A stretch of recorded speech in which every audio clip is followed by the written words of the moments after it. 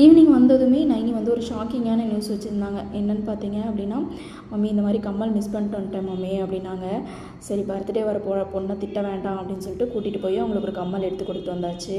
இந்த கம்மல் பார்த்தீங்க அப்படின்னா 600 100 எடுத்த காலம் போய் இன்றைக்கி பார்த்தீங்கன்னா 600 ஒரு வெள்ளி கம்மல் எடுக்கிற நிலமை ஆயிடுச்சு.